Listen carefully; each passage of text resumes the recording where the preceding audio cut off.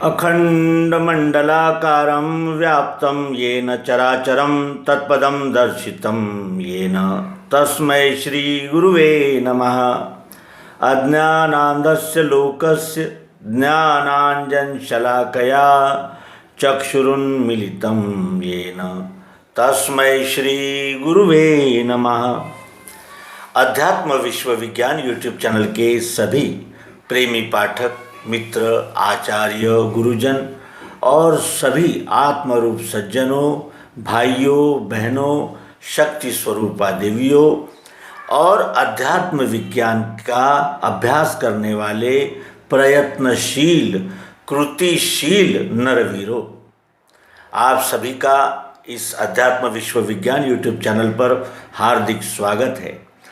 मित्रों, भौतिकवाद के जागतिक परिणाम क्या हुए और ये भारत जो हजारों साल से एक आदर्श सभ्यता जिसका अनुकरण किया, इंडोनेशिया आदि भागों में जिसका अनुसरण किया, जहाँ रामायण पढ़ाई जाती है, श्रीमद् भगवद गीता का लाखों भाषांतर उपलब्ध है, टीकाएँ उपलब्ध है और हमारे 4 वेद जिसमें इस समग्र सृष्टि का विचार किया गया है, इतनी महान सभ्यता आज इस दशा में कैसे पहुंची और उसके विषय में हमारे जो जिसे कहते हैं कि स्कॉलर्स हैं, जिन्होंने खोज की, जिन्होंने पता करने का प्रयास किया कि भारत की ये दशा हुई कैसे, इतनी गौरवशाली ये सभ्यता, लेकिन इतना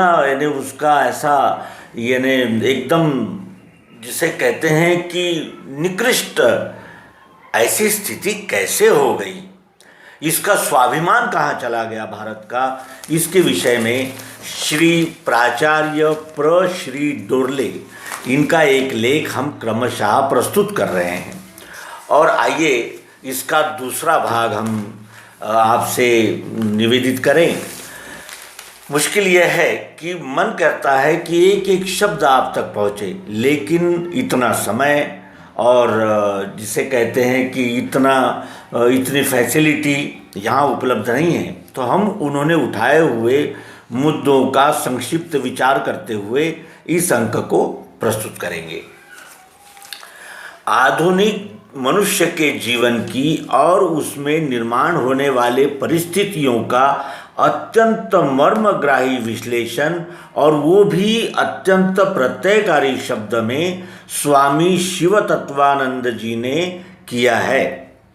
वो कहते हैं कि अब ये प्रत्यय को आता है, अब ये अनुभव होता है कि आधुनिक मनुष्य के जीवन में कुछ तो भी बिगड़ गया है, जैसे कुछ तो भी अंदरूनी कुछ ऐसा विकार आ गया है जिसके वजह से संघर्ष और एक दूसरे के साथ में वैमनस्य और जिसे कहते हैं मलिन वातावरण, अनिष्ट वांछनीयता, अवांछनीयता यानी जिनका निषेध है उन्हीं चीज़ों का उभर आना, अनुचितता, स्वार्थपरायणता, बेमुरवतपन और उसमें निर्माण, इनके वजह से निर्माण हुई सर्वत्र उच्छृंखलता, अमर्यादा, बेपरवाही वृत्ति, ये निर्माण हो गई। और उसका परिणाम क्या हुआ, तो सब उल्टा पुल्टा हो गया और जैसे कहते हैं कि क्षोभ और प्रचंड टेंशन ये निर्माण हो गया। एक समय में हमारे यहाँ स्वस्थता, समाधान, शांति, सुरक्षितता इत्यादि आदि बातें थी। वंस अपॉन ए टाइम ये ही कहना होगा, इतना ही इन जो दैवी गुण हैं उनका इतना ही लेश यहाँ अब उपस्थित है।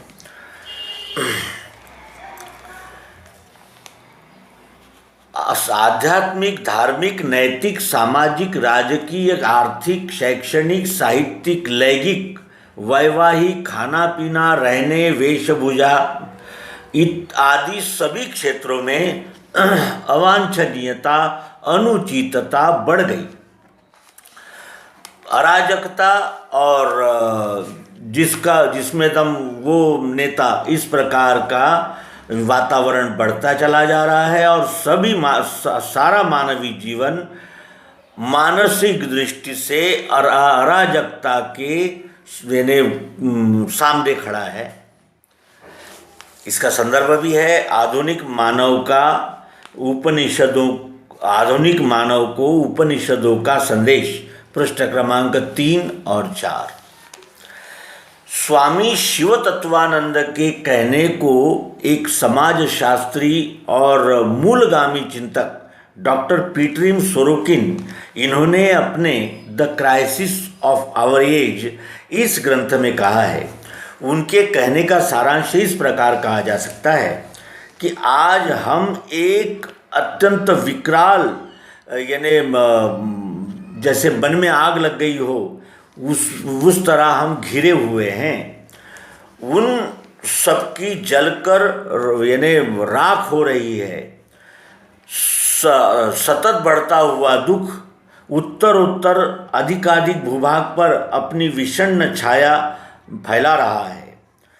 गिनती नहीं कर सकते ऐसी समृद्धि और साधनों की रेल चेल रहने पर भी शांति, समाधान, सुरक्षितता, इन बातों का अकाल हो गया है। सारी मानव जात एक प्रचंड झंझावात में फंस गई है। A great tornado sweeps over the whole of Mankind.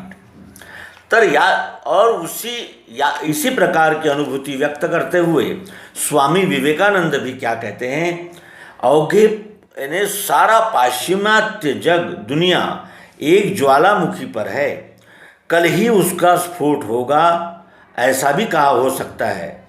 भौतिक शक्तियों के अभिव्यक्ति का केंद्र रहने वाला यूरोप अगर अपने दृष्टिकोण में बदलाव नहीं ला सकेगा और खुद की वृत्ति में पालट नहीं करेगा, दुर्लक्ष्य करेगा, भौतिकता पर आधारित हमारा जीवन बदल के वे अध्यात्म के यानी बेस पर नहीं उसकी निर्मिति करेगा, तो आने वाले 50 वर्षों में यूरोप ढह जाएगा, धूल में मिल जाएगा।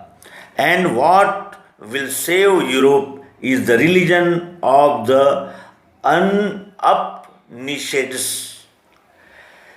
अर्थात भारतीय अध्यात्म शास्त्र। स्वामी विवेकानंद की इस भविष्यवाणी का प्रत्यंतर यूरोप ने उसके बाद 2 महायुद्धों के माध्यम से अनुभव किया। ये इतिहास है। अब इसी भौतिकवाद के जो झंझावात में, टॉर्नेडो में भारत भी फंस गया है। और भारत किस तरह इस भौतिकवाद के चक्र में फंस गया है और जानने का प्रयास कर रहे हैं कि भौतिकवाद के जागतिक परिणाम क्या है और ये भौतिकवाद का यानी स्वरूप कैसा है। इस विषय में हम क्रमशः जान रहे हैं। ये तीसरे और अंतिम अंक में आपका स्वागत करते हैं। भौतिकवाद के इस झंझावात में और बन की आग जिसे कहते हैं, उसमें भारत भी आया और जलने लगा। भारत पर लगभग 150 साल अंग्रेजों ने राज किया। जो जीते हुए रहते हैं उनका परिणाम वे जीत राष्ट्र बनाते हैं और उनके आधार पर ही वो अपना राजकाज करते हैं। भारत के यानी बारे में भी ऐसा ही हुआ। अंग्रेजों ने आधुनिक शिक्षण प्रणाली, विचारसरणी, तत्वज्ञान, इन्होंने भारतीयों की अवस्था अत्यंत मुर्दार जैसी कर दी। उनके इस मानसिक परिवर्तन का वर्णन श्री रामकृष्ण लीला प्रसंग इस चरित्र ग्रंथ के लेखक पूज्य श्री शारदानंद जी ने अत्यंत योग्य रीति से किया है। वो कहते हैं कि पाश्चात्यों ने भारत पर जो राज किया, उस दिन से भारत के राष्ट्रीय जीवन में विशेष बदल दिखने लगा। प्राचीन काल से जो सभी निष्ठाएं हृदय में रखकर भारतवासी अपने वैयक्तिक और राष्ट्रीय जीवन संचालित करते थे, उन सब में इस प्रभाव से एक अपूर्व बदलाव यानी निर्माण हुआ। उनके पहले के शिक्षण और उसका पद्धति वो लुप्त हो गई और नास्तिकता, परानुकरण प्रियता व आत्मविश्वासहीनता इनका मानसिक प्रादुर्भाव होके जैसे मैंने बगैर रीढ़ के प्राणी जैसा यानी दुर्बल और विकलांग बना दिया। भारत जान गया कि इतने दिन हृदय में जो निष्ठापूर्वक संभाल कर रखा था वो सब कबीलाई और असंस्कृत ऐसा ही है, अंग्रेजों का कहना सच्चाई है। इस प्रकार भारत ने खुद के गौरवशाली पूर्व इतिहास और दिव्य परंपराओं का विस्मरण किया, भूल गया। उसका स्मृतिभ्रंश हुआ, उसके वजह से उसका बुद्धिनाश हुआ और उसी वजह से उसके राष्ट्रीय अस्तित्व को ही लोप होने का समय आ गया। ऐहिक प्राप्ति के लिए उसके मुख की ओर उसके मुख की ओर देखते रहना, लेकिन उसकी प्राप्ति भी यानी मुसीबत की होकर बैठ गई। इस प्रकार योग और भोग इन दोनों मार्ग में से निकलकर परानुकरण करता हुआ वासनाओं के झंझावात में आ गया और बगैर यानी जो नाव चलाते हैं चप्पू, बगैर चप्पू के नाव के जैसा भटक गया। पृष्ठ क्रमांक 17। अब अंग्रेजों ने जो किया उसका भी हमें देखना होगा कि अंग्रेजों की पॉलिसी क्या थी और अंग्रेजों ने भारत की ये दशा किस तरह हमारी मानसिकता में बदलाव लाया। अंग्रेज बहुत ज़्यादा चाणाक्ष और होशियार थे। राज्यकर्ताओं को जो गुण आवश्यक होते हैं वे उनके पास परिपूर्ण रूप से थे। चाणाक्षपना और कुटिलता उनमें भरपूर थी। भारतीय संस्कृति का उन्होंने यानी मूलगामी अभ्यास किया था।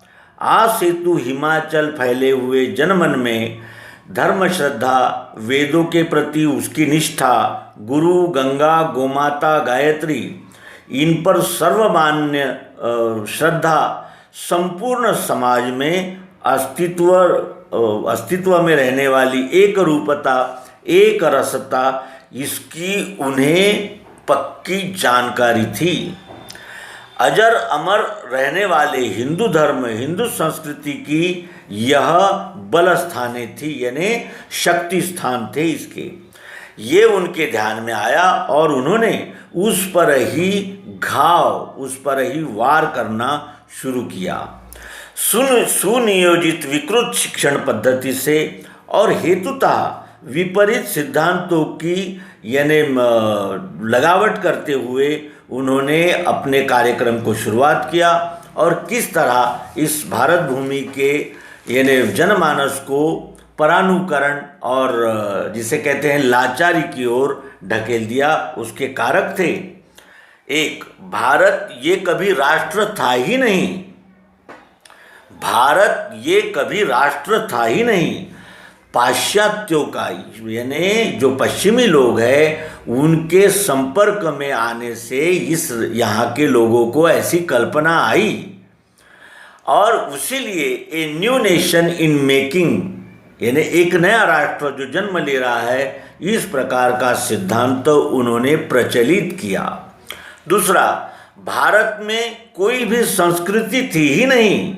ये मिश्र संस्कृति का अर्थात कंपोजिट कल्चर का देश है। तीसरा, इस संस्कृति को आर्य संस्कृति कहते हैं, लेकिन वो गलत है क्योंकि आर्य बाहर से आए और उन्होंने यहाँ रहने वाले मूल लोगों को भगा दिया। फिर चौथा, भारत का ज्ञात इतिहास कुछ हजार पहले का ही है। वेद ये बहुत ज़्यादा पुराने समझने का कोई कारण नहीं है। तो वह यानी जानवर चराने वाले लोग जो रहते हैं गोपालक उनके लोक गीतों का एक संग्रह है, फोक सॉन्ग्स। अंग्रेजों के आने से पहले यहाँ कोई भी संस्कृति, सभ्यता, शिक्षण, सामाजिक व्यवहार वगैरह कुछ नहीं था।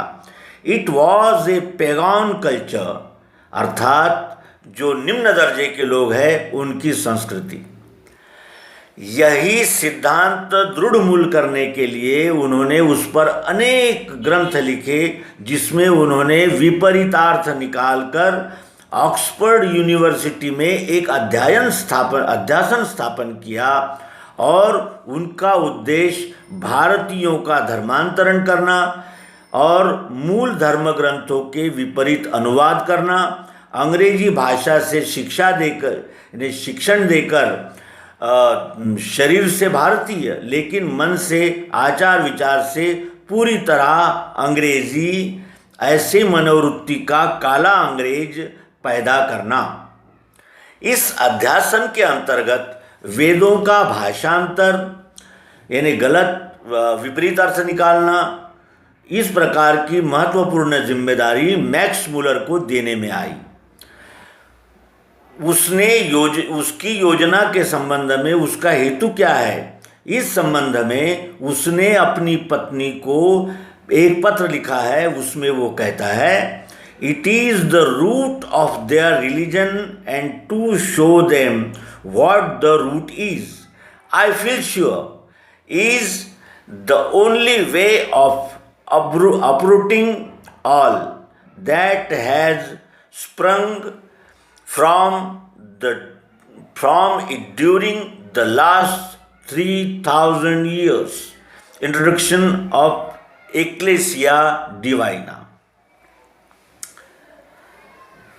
इस प्रकार अंग्रेजी साहब बोलकर ही नहीं रुके, तो उन्होंने अध्यात्म प्रधान भारतीय संस्कृति के, वैदिक संस्कृति के हजारों साल से चलते आ रहे हुए तत्व ज्ञान के, जीवन के अधिष्ठान के उन्होंने टुकड़े टुकड़े कर दिए, उखाड़ फेंके। उसका परिणाम यही हुआ कि भौगोलिक सीमा में बद्ध रहने वाले भारत पर और राजकीय सत्तांतर के द्वारा विजेता अंग्रेजों के मार्फत पाश्चात्य वेस्टर्न आइडियाज एंड आइडियल्स विजित भारतीयों के मनोजीवन पर भी अपूर्व आक्रमण किया। भारत और भारतीयों का शरीर और मन दोनों भी भौतिकवादी संस्कृति का भक्ष्य हुए। उसका परिणाम अर्थात भारतीय समाज में अंग्रेजों के अंधे, लाचार और घटिया और किड़सवाने, इसका मतलब होता है कि अत्यंत घृणित ऐसे अनुकरण को शुरुआत हो गई। जो भारतीय, जो सब बुरा और जो पश्चिमात्य वो सब अच्छा, इस प्रकार की यानी परधार्जिनी यानी दूसरों का अनुकरण करने वाली अंधी वृत्ति और आत्मधिक्कार, आत्म तिरस्कार की भावना भारतीयों का स्थायी भाव हो गई। साहेब वाक्यम प्रमाणम इस लाचार और गुलामी वृत्ति जीवन जीने के एकमेव मापदंड बन गए। सत्य असत्य, इष्ट अनिष्ट का, झूठे सच झूठ का, अच्छे बुरे का एकमेव निष्कर्ष कौन सा? तो साहेब वर्तनम प्रमाणम, यानी साहब जैसे करते हैं वैसे ही करते जाओ। इस प्रकार का उनका यानी अंतिम बुद्धि का अंतिम निकष यही हो गया, अनुकरण करना। साहब जो कहते हैं वही सत्य है। इस दृष्टि से पंडित जवाहरलाल नेहरू का कहना सच्चाई है। वो कहते हैं कि British rule pushed India in a modern age, और भारत भौतिक और आधुनिक युग में प्रवेश करने लगा, और ये सारे दुष्परिणाम हमारे सामने उपस्थित है। मित्रों, हम आभार व्यक्त करते हैं प्राचार्य श्री श्री डोरले जी का, कि जिन्होंने जीवन जिज्ञासा इस मालिका में भौतिकवाद के जागतिक परिणाम इस विषय में हमारा मार्गदर्शन किया। इसी तरह उनकी कृपा, उनका प्रेम बना रहेगा। इसी आशा और विश्वास के साथ इस अंक का समापन करेंगे। सद्गुरु भगवान की जय, विश्वरूप परमात्मा की जय। ओम शांति शांति।